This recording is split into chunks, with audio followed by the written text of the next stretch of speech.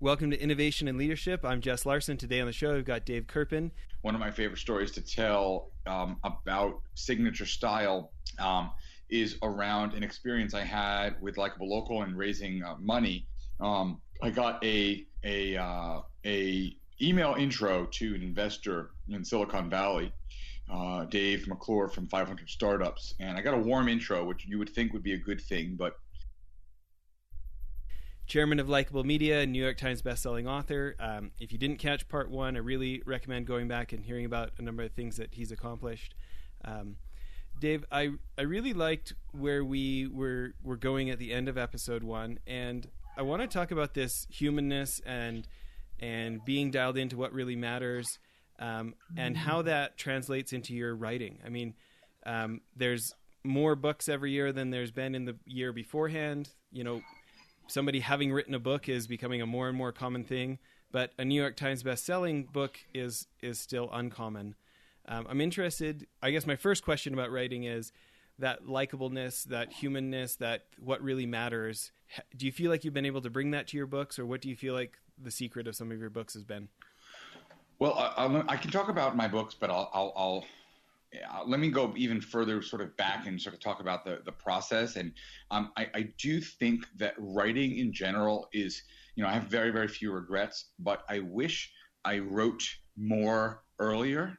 And if people are listening, if they take one thing away from this interview, it's to write and just to start writing. And the best way to write is to write. And I know that sounds a little silly, but really, really, what lots and lots of people I've met say they've got a book in them, and very, very few of them actually write a book. And the way to write a book is to start writing. And so I've been fortunate, I got asked to write my first book, and that helped a lot, admittedly. But that was back in 2011. And since then, more days than not, I've written every single day, whether it's 20 minutes a day, 25 minutes a day, sometimes 10 minutes a day. It's writing, like anything else, is a muscle. And the more we use it, the better we get at it. And the less we use it, the more it atrophies. So I've been able to write a lot. And, a lot of what I write isn't as good. Like the reality is that not everything is going to be equally good. But I think by using that muscle and by writing quite a bit, I've become a better writer through the years. Now, as for your specific question, I think what I really enjoy about writing and what people have told me resonates with them, some of my readers, is that I love telling stories. I love telling stories and then keeping it super simple. Basically, all four of my books have the format of tell a story and then share the key insight and maybe some takeaways, like what does this actually mean for you, and what should your next steps be. My last book, The Art of People, actually has at the end of every chapter what I call fast steps, or fast action steps to take, right, is the acronym that FAST stands for, so that people can actually not just get inspired, hopefully, but actually use it and do something. And I think that's been kind of the formula to my writing that seems to have worked pretty well. Yeah. Well, you get to speak a lot. Tell us one of these stories. Tell us one of the ones that you think is fun to repeat. One of the ones that impacted you the most, or. Sure. I'll tell you a story. It's funny.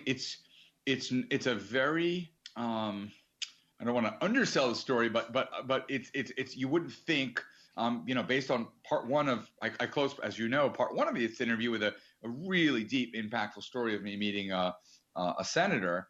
And this is seemingly much, much less deep, but this is probably the tip that I get the very most feedback from, of thousands and thousands of pieces of feedback that I get from readers. So it's from a chapter of The Art of People called Always Take the Water. And as the story goes, back in my very first kind of real job after college, I was a sales rep for Disney, and I was running late for a meeting one day. And I was definitely overweight. Okay, at this age, 22, I was probably about 40 pounds overweight. I'm running late. I'm kind of rushing to get into this pitch, and I start sweating, and it wasn't pretty. But I show up to the pitch, and the prospect, her name was Sue. She says, "Would you like some water?" Like I think she probably could tell I was pretty, kind of frazzled and in a rush and whatnot. And I said, "No, I didn't want to put her out, and I felt like I was already running late, so I better not kind of make it even worse. So I sat through the pitch, basically sweating the whole time. It was pretty rough, and didn't get the business. Went back and said, maybe that I should have taken the water. And so as a super unscientific experiment, I did the next 20 meetings, sales pitches, where I intentionally took the water at 10 of them and didn't take the water at the other 10. And what I found was when I took the water, I was more likely to get the sale, to get a second meeting, to get a warmer reception than when I didn't take the water. And the more I thought about this, the more I realized that taking the water is not about me. It's actually about the other person. So imagine that you're having people over to your home, and they knock on the door and they come in and you say, "Oh, welcome to my home. Would you like some water, tea, coffee? Can I get you anything?" And they say, no, I'm good. Really, I'm fine. How would you feel as the host, right? You would actually feel kind of rejected, kind of like, "Hey, what do you mean you don't want my water, my coffee, my tea? What's the matter with it? What do you think is wrong with me here? You think you're too good for my water?"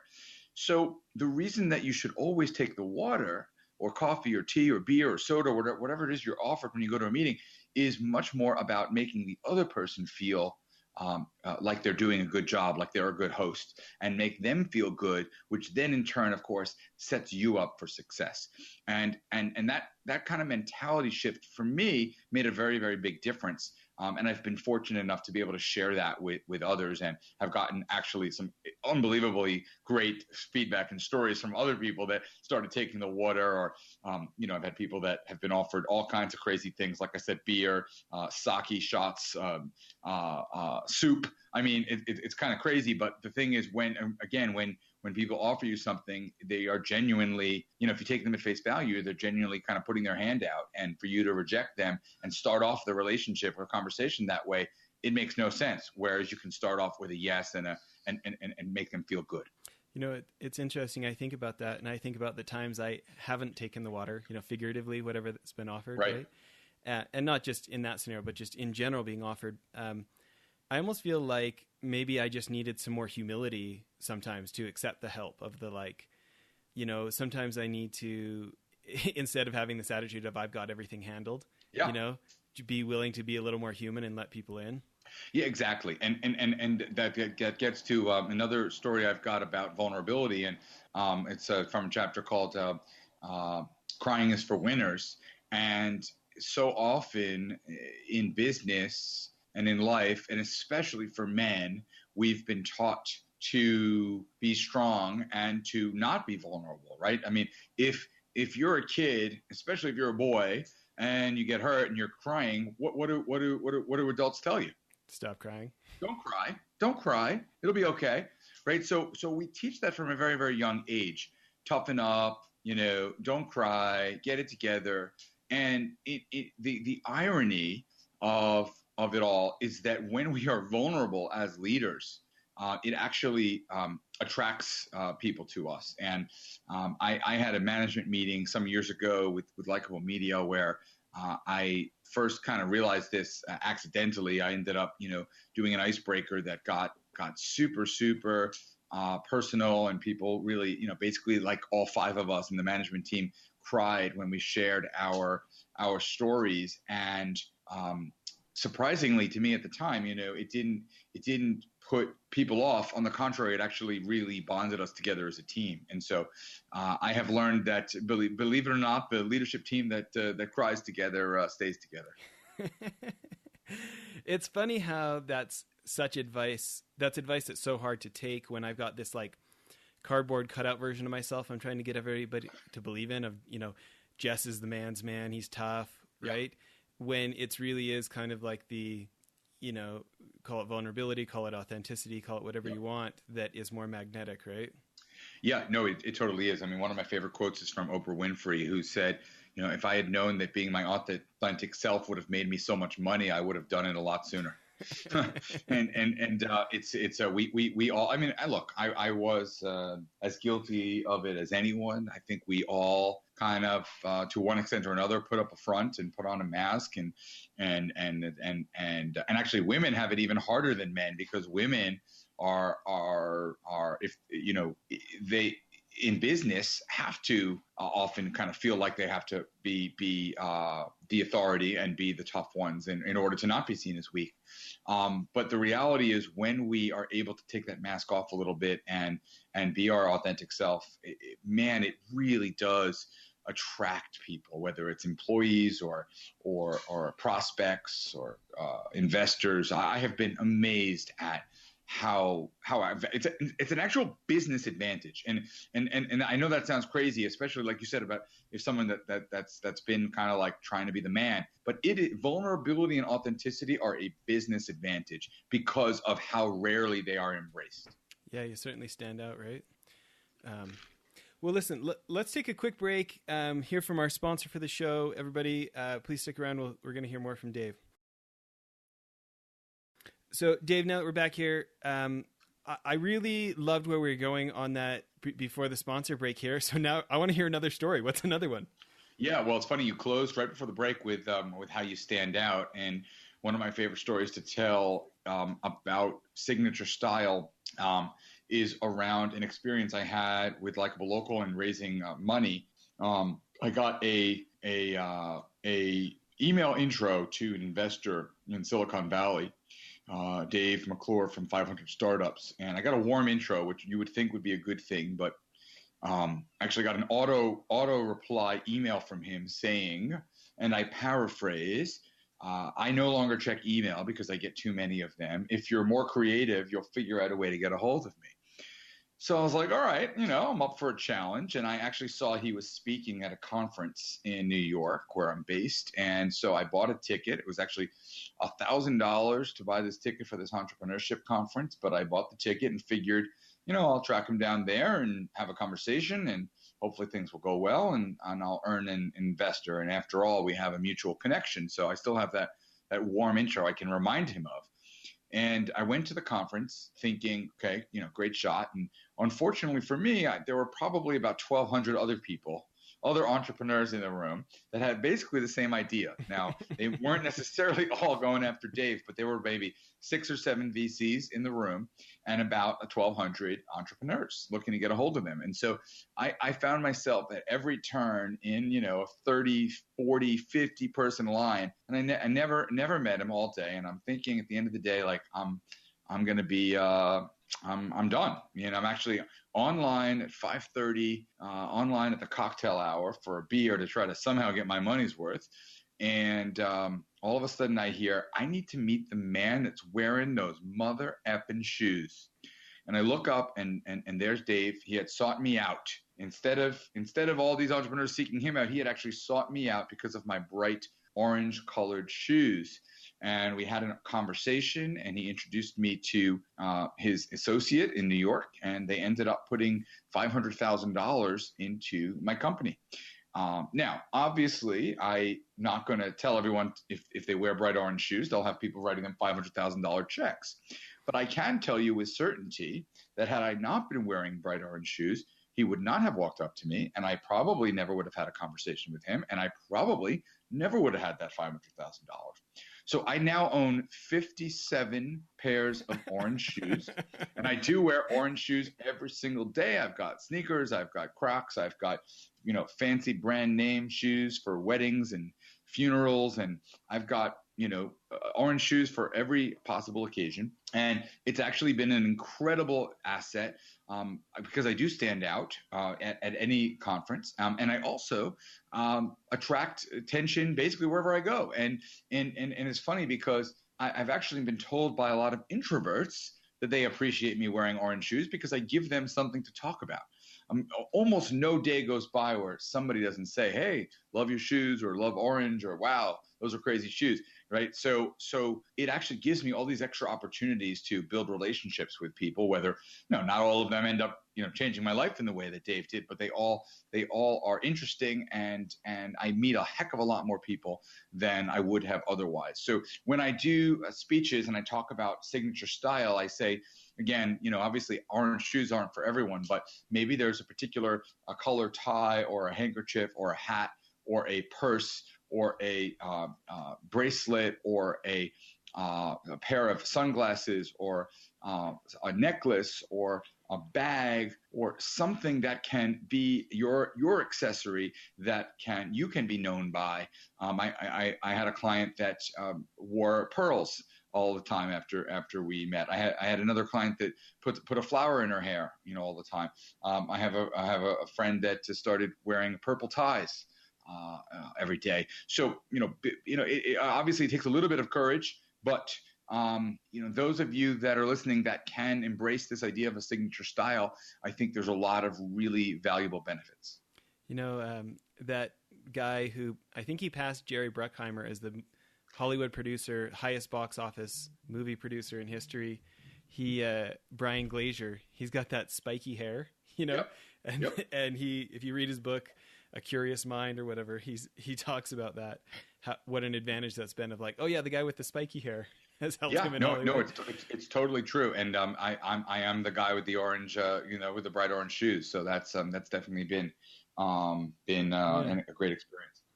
Well, as we're kind of winding down here, I'd love to ask, thinking about whether it's having a book actually become a New York Times bestseller, or whether it's, growing the audience to 750,000 people.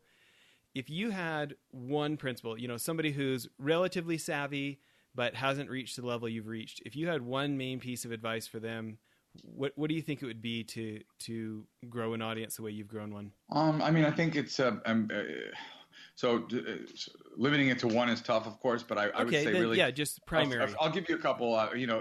Be consistent and be patient. A lot of people give up early on because they don't see immediate results. It takes some real time and consistency of efforts, and then lift up others. It's been amazing to me how valuable it's been to connect with others and to help others, because they end up, in many, many cases, helping me as well. But I've been fortunate enough to connect with a lot of others, to connect others to others, and to help a lot of other people, especially influential people, and they've in turn been very valuable in me building my audience and in a lot of the success that I've been fortunate enough to experience. It is interesting. I think about some of the folks who I look up to the most.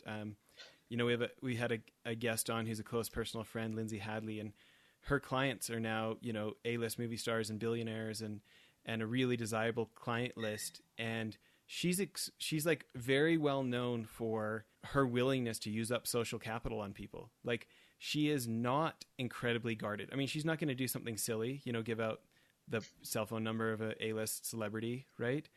But for people, she's like extremely willing to go out on a limb in a non-transactional way and just help you. And she's got like this huge fan club of like an entourage of people who love her because she's willing to serve first with no expectation. Yeah. And she's been an example to me. Totally. And that aspect of servant leadership and giver's gain and giving first, like you said, that's definitely, I think that's always been the best way, but I know that's the best way today when, life's too short and karma catches up with you and the world is more transparent than ever before. So I believe that the likable person wins in the end. I love it. So where's best place for people to be connecting with you, buying the books? Is it coming straight to the company website, going on Amazon? Yeah, all of the above. I one of my core values is responsiveness. So if folks have questions or comments, feel free to hit me up on LinkedIn or Twitter or Facebook or Instagram. But because I'm a social media guy, I'm pretty active on all those sites. And then you can get all of our books on Amazon. You could Google Likeable to see a bunch of books and companies. And umahealth.com, I think I mentioned, is our mental health marketplace. You can check that out. And I'm happy to answer questions and connect with anyone that wants to connect with me on LinkedIn. Well, appreciate you making time for us here today. Thanks again for having me. You bet. Bye. Well, that's it for the episode. One other thing I wanted to tell you about, if you remember the guys from Convoy in episodes back, Ken Free and Trent Mano, I went on one of their CEO trips to New York, and I met a guy named Brent Thompson, very successful entrepreneur. He was former CEO of Jive Communications, big company now, I think $300 or $400 million. Anyways, he started a new company called blipbillboards.com. I'm super stoked they're a sponsor now. But I remember a year and some ago when I met him, I thought it was genius. Instead of having to buy 6 months or a year's worth of billboard for thousands of dollars, you can buy 8 seconds at a time for like 10 or 20 cents. You pick what billboard you want it on, what time of day you want it to run. And it just puts so much power in the hands of marketers and CEOs who want to try something and see if it works. You can buy as many or as few as you want, change it as many times as you want. I think now our podcast is being advertised on billboards in like 18 different states because we have these guys as sponsors. We're pretty excited about it. Hope you check out blipbillboards.com. Thanks.